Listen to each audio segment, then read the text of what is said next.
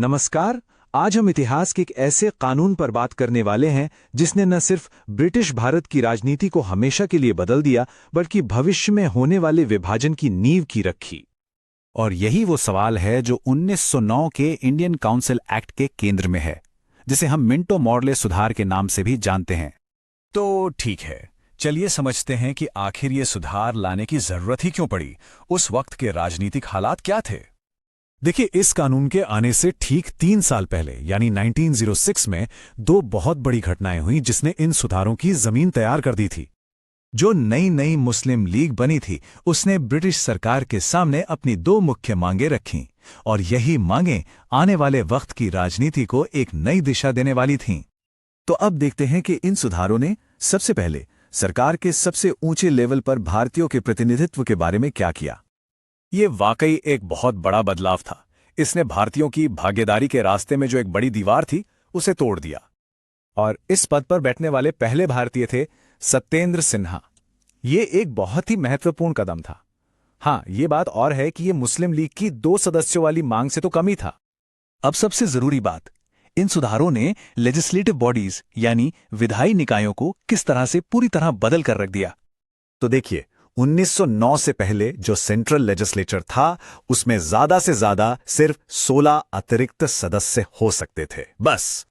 लेकिन Minto Morley सुधारों ने इस संख्या को लगभग 4 गुना कर दिया, सीधा 16 से 60।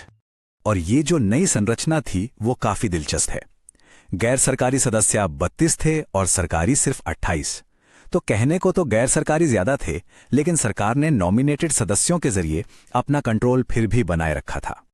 सिर्फ संख्या ही नहीं बढ़ी, सदस्यों की शक्तियों को भी बढ़ाया गया। अब वो प्रस्ताव ला सकते थे, बजट पर वोट कर सकते थे और सरकार से सवाल भी पूछ सकते थे। मतलब बहस की गुंजाइश बढ़ गई थी। अब आते हैं इस एक्ट के सबसे विवादित और सबसे दूरगामी असर वाले हिस्से पर। इसी एक्ट ने भारतीय राजनीति में पहली बार पृथक निर्वाचक मंडल यानी सेपरेट इलेक्टोरेट का कॉन्सेप्ट पेश किया। और ये काम कैसे करता था? बहुत आसान तरीके से समझिए। मान लीजिए कोई सीट मुस्लिम समुदाय के लिए तय है, तो वहां उम्मीदवार भी सिर्फ मुस्लिम होगा और उसे वोट भी सिर्फ मुस्लिम वोटर ही दे पाएंगे। यानी एक तरह से राजनीतिक तौर पर एक समुदाय को बिल्कुल अलग कर दिया गया। ब्रिटिश सरकार के इस एक फैसले ने धर्म को आधिकारिक तौर पर राजनीति से जोड़ दिया। चुनावी व्यवस्था में सांप्रदायिक प्रतिनिधित्व की नींव डाल दी गई। तो सवाल ये उठता है कि इन सब बदलावों के बाद मिंटो मॉर्ले सुधारों का असल में असर क्या हुआ। देखिए, इस कानून की विरासत बड़ी विरोधाभासी है। एक तरफ इसने प्रतिनिधित्व के मामले में प्रगति की, लेकिन साथ ही इसने समाज में बंटवारे के बीज भी बो दिए।